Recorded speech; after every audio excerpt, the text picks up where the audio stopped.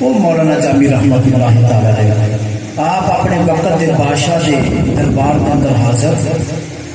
اور اس وقت بادشاہ کے دربار کے اندر ایک مولوی صاحب بیٹھے سی جن کا نام ہے مولانا مزید دونوں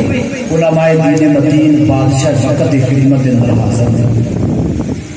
ایک بندے نے عوام دے وچوں رعایا دے وچوں ایک بندے نے ایک فرد نے ایک انسان نے اپنے مسلمان نے کھڑے ہو کے بادشاہ کے سوال کیتا کہ ہے بادشاہ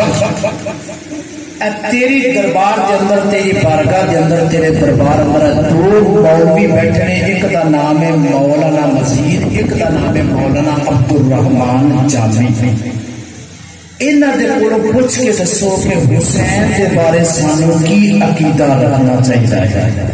سب تو پہلے بادشاہ نے مولوی مزید دے کولوں پوچھا کہ مولانا مزید صاحب آپ بتائیں کہ یزید کیسا تھا حسین کیسے تھے ان کے بارے میں ہمارا نظریہ اور عقیدہ کیا ہونا چاہیے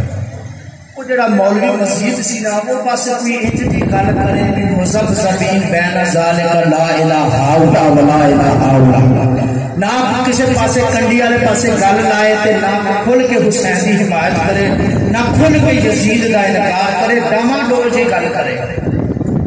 جدو مولانا جامی کی باری آئی نا تو بادشاہ نے پوچھا کیا بات ہے جامی آپ کیا کہتے ہیں حسین کے بارے میں اور یزید کے بارے میں آپ نے کو ایک ہی جملہ فارسی کا سن لو میں پھر کے کلام پڑھوں گا فرمان لگے یک ہزار لعنت بر یزید و صد